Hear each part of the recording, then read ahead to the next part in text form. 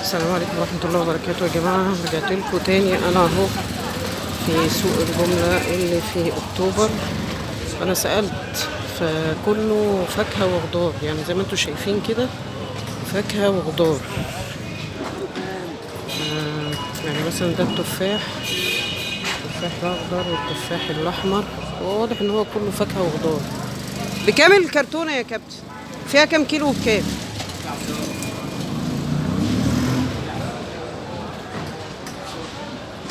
بكام الكرتونة يا عم عصام؟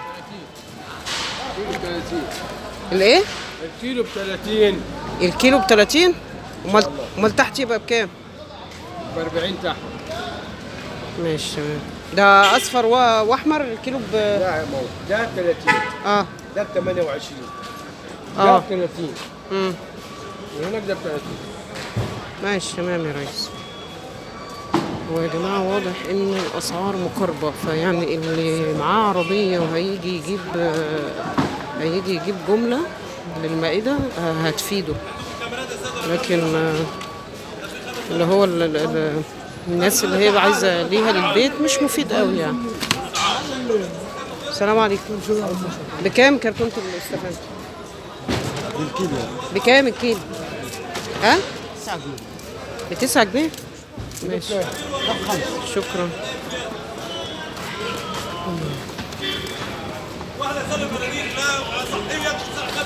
واضح يا جماعة كده انه يعني مش مفيد قوي، فانا بس للأمانة هو هيفيد في الكميات. يعني مثلا ممكن الكيلو الاستفندي تحت ب15 هنا ب9، فهيبقى مفيد للناس اللي هتاخد يعني كميات كبيرة، بتعمل مائدة وهتاخد كميات كبيرة. يعني مثلا فرق هو 9 وتحت 15 6 جنيه في الكيلو، ففرق حلو يعني، فرق حلو. العائلة بقى اللي هم ناس ممكن بقى يعني ممكن عمارة يتفقوا مع بعض ويجيبوا ويشوفوا عربية حد ويتقسموا البنزين ويجيبوا بقى الكميات. انا عمالة بجيب لكم اهو. شوفوا البلح ده. السلام عليكم. بكام الكرتونة يا ريس؟ ايه؟ 270. كام؟ 250 الكيلو بكام؟ الكيلو بكام؟ كيلو 80. ده متفصص ولا؟ بتصوري حاجة؟ انا عليا قناة فبفيد الناس بقول لهم الاسعار، ليا قناة على اليوتيوب. لا ده قصير. ايه؟ ده قصير. يعني الكيلو حضرتك بكام؟ قلت بكام؟ ب 80؟ ماشي. كيلو البلح يا جماعة ب 80 أحسن نوع يعني. معلش أنا ماشية مش مركز في الصورة، بحاول أسأل الناس على طول، لأن الناس برضو عندها إيه فوبيا من التصوير يعني. أنا ماشية معاكم، هو كله بصوا خضار وفاكهة، خضار وفاكهة. السمك فين يا كابتن؟ انا بسأل ومحدش بيرد عليا، واخدين بالكم؟ والله حد بيرد عليا.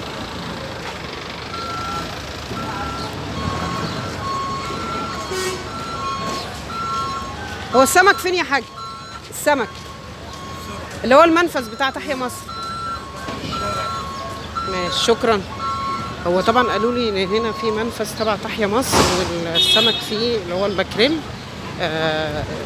انا عايزه اجيب ماكريل، عايزه اجيب كرتونه ماكريل. الماكريل طبعا معروف ان هو غني بالاوميجا 3 وحميه البحر المتوسط، او ايه النظام الغذائي البحر المتوسط بيعتمد على الاسماك الغنيه بالاوميجا 3. الناس اللي عندها كوليسترول عالي، الناس اللي هي سنها عدى ال 45، الناس اللي هي عندها التهابات مفاصل، الناس اللي هي عموما اللي عايزه تعيش باسلوب صحي تاكلوا الحاجه اللي هي غنيه بالاوميجا 3. فطبعا الماكريل غني بالاوميجا 3، غني البروتين بتاعه سهل الامتصاص. عموما الاسماك الامتصاص بتاعها او الهضم بتاعها اسهل بكتير من اللحوم ومن الفراخ.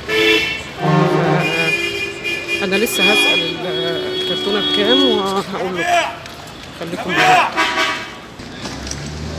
رجعت لكم تاني يا جماعه عشان بس بيبقى في تراب فبلبس الكمامه.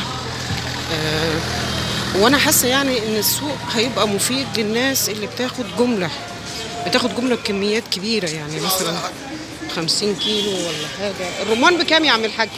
لا يا حاج، الرمان بكام؟ الرمان ب 25. الكيلو ب 25؟ والكرتون على بعض بكام؟ الكيلو ب 25 يعني في قلب السوق. انا مش عارفه اللي هو الجمله يعني. نعم؟ كرتونه بكام طيب؟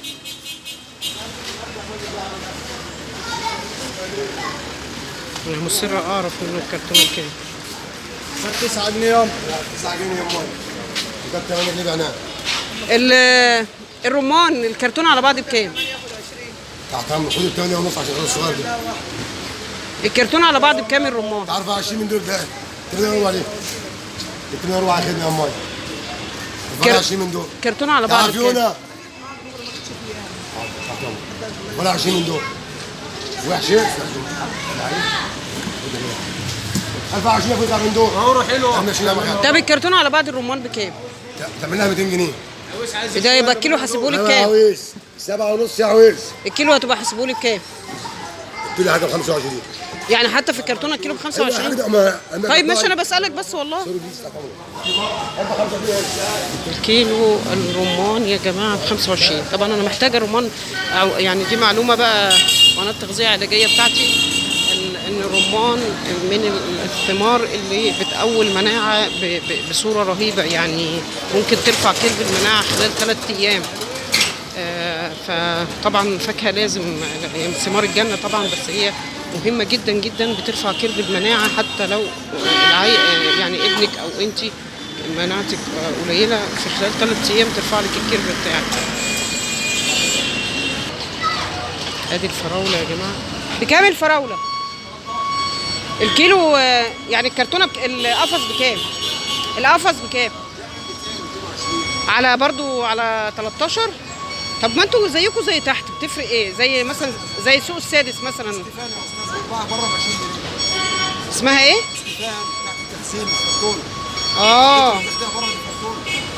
ايوه ايوه. يعني دي كام كيلو؟ بكام حضرتك قلت؟ وزن يا استاذ 13 جنيه كيلو.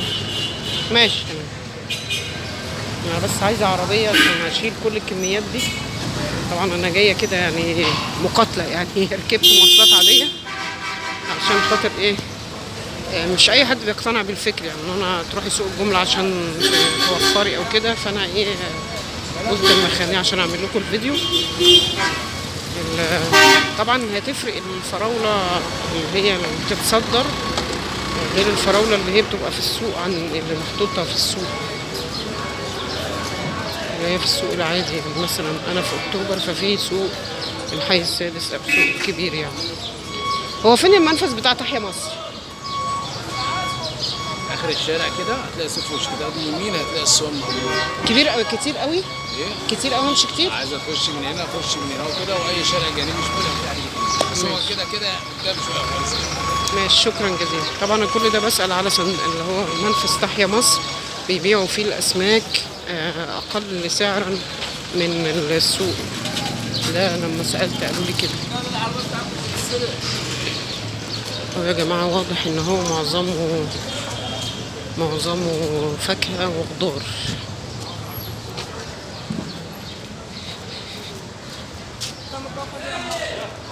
انا برضو عندي البصل ناقص، بسأل برضو على البصل. بكام شوال البصل؟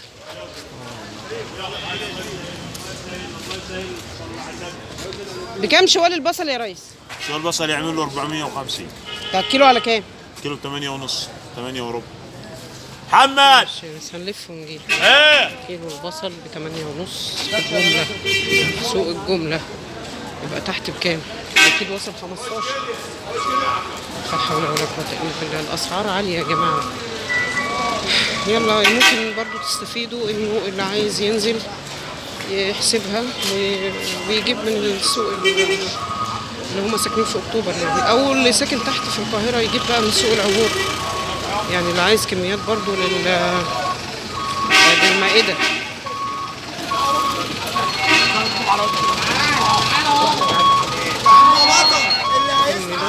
بحاول اروح منفذ تحيا مصر. عايز ليمون يا مدام؟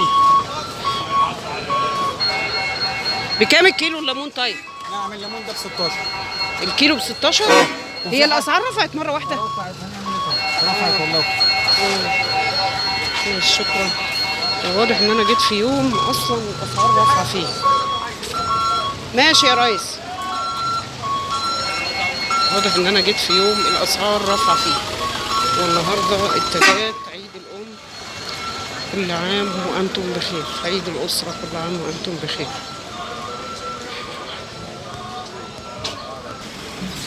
هو واضح كده ان في سيطره من تجار الجمله على السوق، انه البيع قطاعي غير البيع بسعر الجمله للتاجر اللي زيه يعني.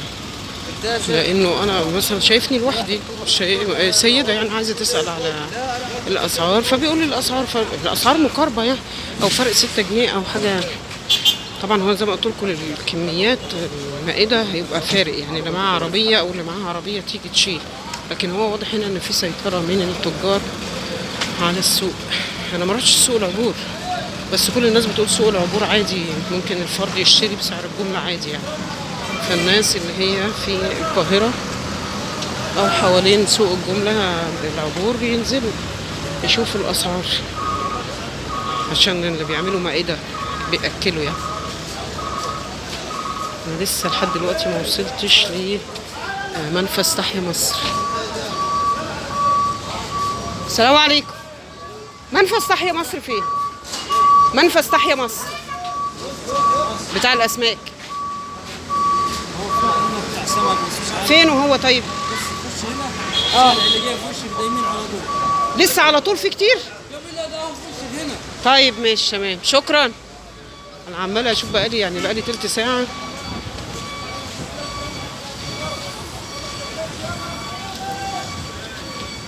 بقالي تلت ساعه عايزه اوصل للسمك.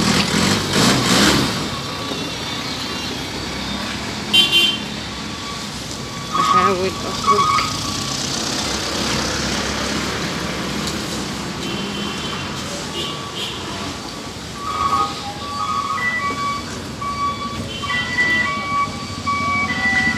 انا معاكم بس بحاول اعدي في امان عشان ما تلهيش عيال صغيره هي اللي بتسوق.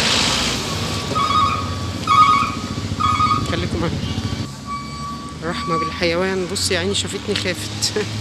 لا ده ولد شافني خاف.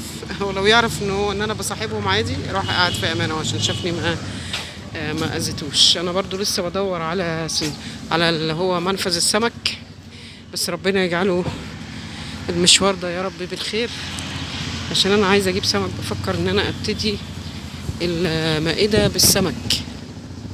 خليكم معايا. ده هنا الله، ده هنا في زي ما تقول كده في هنا زي ما تقولوا كده برضو محل بيبيع وجبات عادي، وجبات سمك. لكن انا بدور على المنفذ بتاع الاسماك اللي هو تبع تحيا مصر عشان اشتري منه. ربنا يسهل. انا رايحه اهو.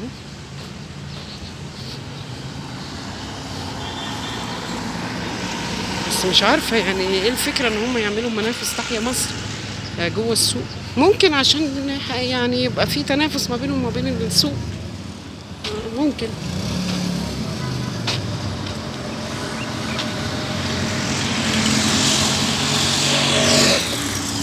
من كل سوق يعني. تعدية هنا خطيرة يا جماعة. أنا لسه رايحة اهو أشوف الرز وأشوف السمك، أشوف لكم الأسعار يعني بتاع منفذ تحيا مصر.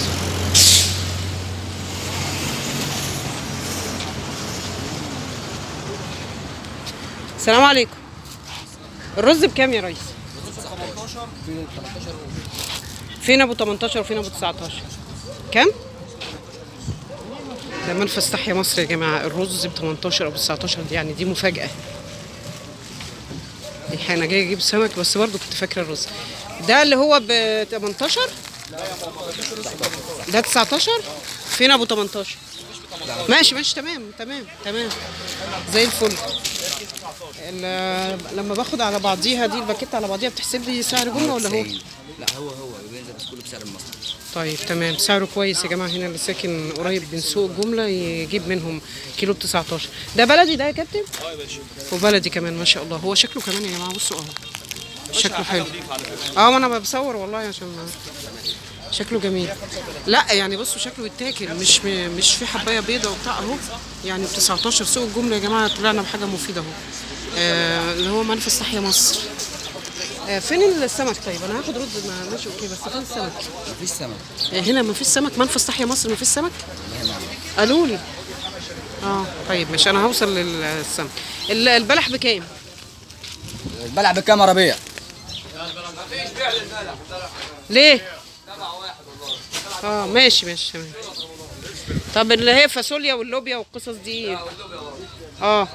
طيب ماشي تمام. انا الحمد لله لقيت حاجه مفيده يا جماعه، لقيت حاجه مفيده. المنفذ بتاع تحيا مصر اللي فيه الاسماك فين؟ اللي فيه الاسماك لسه ما فتحش. امال قالوا هنا؟ لا بس لسه ما فتحش. مش هنا لسه بيديني المكان. لا جينا المشوار على الفاضي. طب البلح بكام؟ 25. لا طبعا في السوق السادس ارخص. التين بكام يا كابتن؟ دي ب 50. كنت بجيبها مش عارف ب 14 ولا ب 15 يعني، ده من زمان. ماشي خير. لا اسعارهم هنا مش حلوه، هو بس الرز هو اللي حلو. انت متاكد مفيش سمك هنا؟ اصل قالوا لي عمالين يوصفوا لي جوه.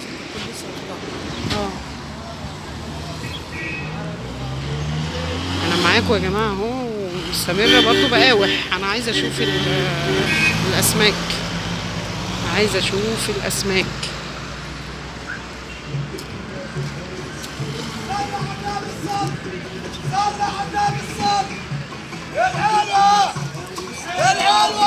في الطماطم 2.5 و3.5 بس يعني شكلها مش حلو.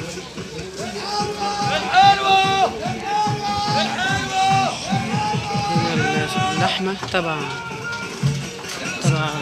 تحيا مصر، بس عشان انا اصلا بتاعت تغذية شايفاها مفيدة يعني. طبعا مش هعرف اسجل معاهم عشان الصوت، بس برضه احاول اجيب لكم الاسعار.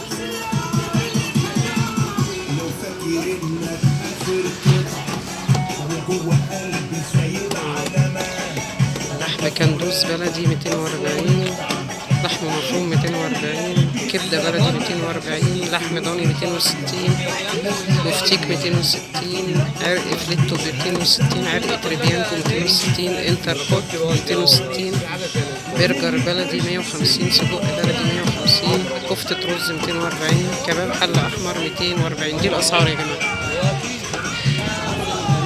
أنا كده تعبت وإيه أقول لكم كل عام وأنتم بخير، وإن شاء الله أنا يعني هم قالوا لي لسه ما اتبناش اللي هو منفذ الأسماك، فهقفل معاكم. كل عام وأنتم بخير ويا رب يكون الفيديو فاتكم. السلام عليكم.